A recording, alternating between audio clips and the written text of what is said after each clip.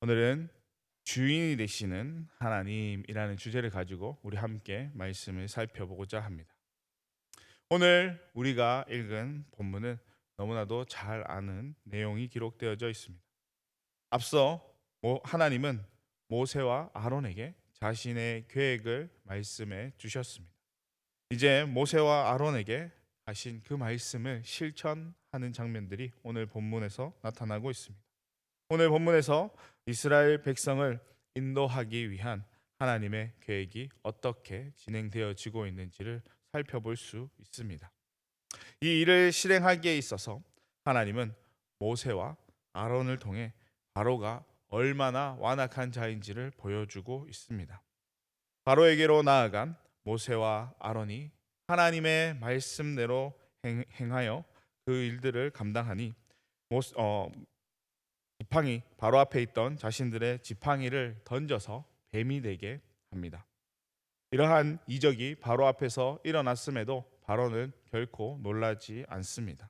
오히려 자신에게 있는 현인들과 마술사들을 불러 그들의 지팡이로 하여금 뱀이 되는 요술을 부리게 합니다. 바로의 이 같은 행동은 모세와 아론만 할 수 있는 것이 아니라 자신과 함께하고 있는 자들도 동일하게 할 수 있다라는 것을 보여주고 있습니다. 모세와 아론이 만든 뱀이 다른 뱀들을 잡아먹은 것을 통해서 알 수 있듯이 애굽의 현인들과 마술사들이 했던 이 요술은 그저 흉내내는 것에 불과했습니다. 그럼에도 바로는 자신의 완악함을 보이고 있는데요. 이렇게 완악함을 보이는 것은 모세와 아론이 전한 그 하나님의 말씀에 귀를 기울이지 않겠다라는 의도를 담고 있는 것이었습니다. 자기 주위에 있는 이들로도 충분히 이 일을 행할 수 있었기에 특별하지 않다라고 여겼던 것입니다. 하나님을 향한 완악함을 보인 바로를 향해서 하나님은 본격적으로 그 땅 가운데 재앙을 내리시기 시작합니다. 하나님께서 내리시는 첫 번째 재앙은 나일강의 물이 피로 변하게 되는 것이었습니다. 이 재앙은 애굽의 경제, 종교의 심장부라 할 수 있는 나일강 물을 피로 물들이게 하는 재앙이었습니다. 사실 나일강은 애굽인들에게 있어서 중요한 요소 중 하나였습니다.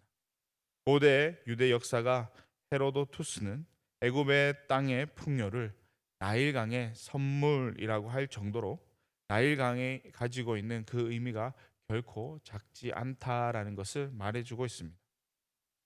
나일강을 자신들의 신처럼 여길 정도로 애굽 사람들은 그렇게 소중하게 생각했습니다.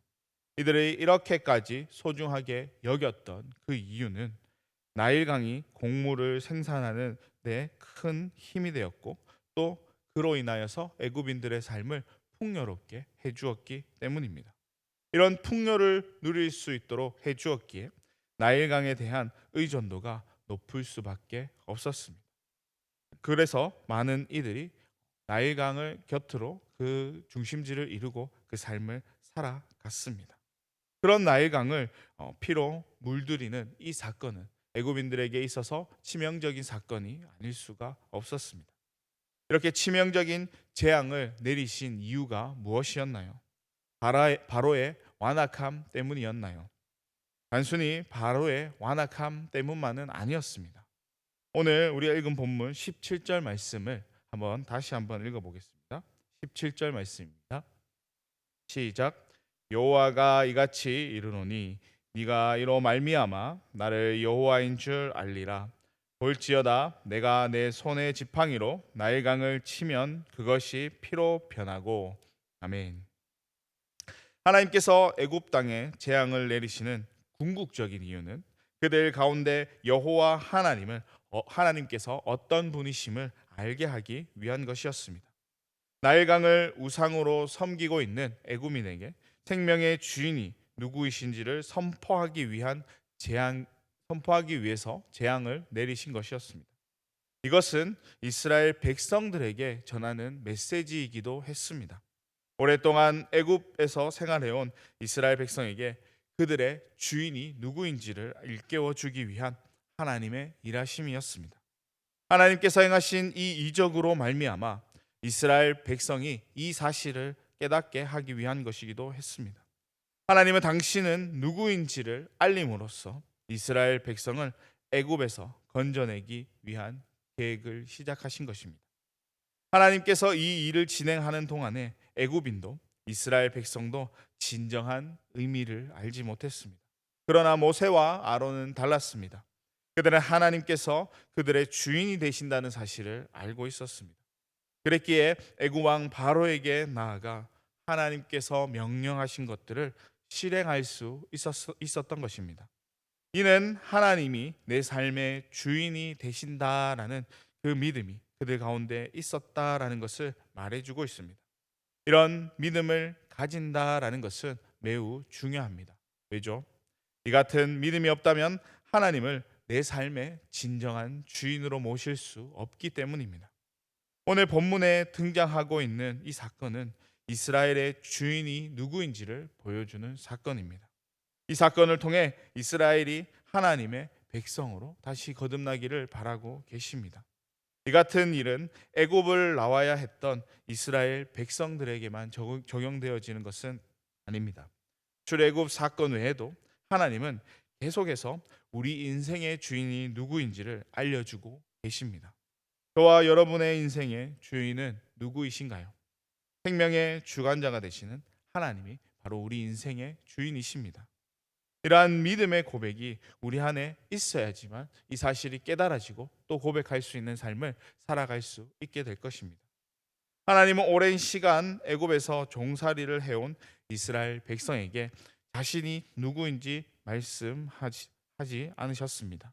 오히려 당신이 행하는 그 이적을 통해 당신이 누구이신지를 알려주려 하고 계십니다. 하나님께서 이렇게 하시는 이유는 하나님이 이스라엘의 주인이 되신다는 사실을 그들의 믿음을 통해서 스스로 고백하기를 바랬기 때문입니다. 모세와 아론을 제외하고 어느 누구도 하나님이 천지 만물의 주관자가 되신다라는 그 사실을 알지 못했습니다. 애굽의 현인들과 마술사들이 행하는 요술과 같은 것이라 생각했을 것입니다. 하지만 우리는 하나님이 어떤 분이신지를 누구보다도 잘 알고 있습니다. 또 그 하나님이 우리의 진정한 주인이 되신다라는 그 사실 또한 잘 알고 있습니다. 하나님은 모든 천지 만물의 주관자가 되시고 우리의 주인이 되신다는 그 사실을 믿음으로 고백하며 나아가는 우리의 심령이 될 수 있기를 소망합니다. 하나님을 알지 못하는 바로는 완악함을 보였지만 하나님을 우리의 인생의 주인으로 고백하며 살아가는 저와 여러분의 삶은 완악함이 아니라 하나님께서 행하실 그 일들을 기대하며 그 삶을 살아갈 수 있기를 바랍니다. 인생을 살아가다 보면 해결할 수 없는 문제를 만나게 될지도 모릅니다. 그러나 걱정하지 마시고 하나님께서 그 문제를 해결해 주실 것을 믿음으로 그 삶을 하나님 앞에 내어놓으며 나아갈 수 있기를 바랍니다. 무엇보다도 하나님께서 나의 주인이 되신다라는 그 변치 않는 믿음이 우리 가운데 필요할 것입니다. 이 믿음이 없이는 내가 내 인생의 주인이 되어버릴 수 있기 때문입니다. 그런 삶을 하나님 앞에 기쁨으로 내어놓을 때 하나님께서 내 삶의 주인이시고 또 그 하나님이 쉬지 않고 내 삶을 이끌어 주시고 인도해 주신다는 그 사실이 깨달아지게 될 것입니다. 무엇보다도 우리의 심령이 그렇게 우리의 삶을 이끌어 주시고 인도해 주시는 또 내 삶 가운데 주인이 되시는 그 하나님의 말씀을 순종하며 또 온전히 이행하며 나아가기에 부족함이 없는 그 삶의 모습이 될 수 있기를 주님의 이름으로 간절히 축원합니다. 아멘. 기도드립니다.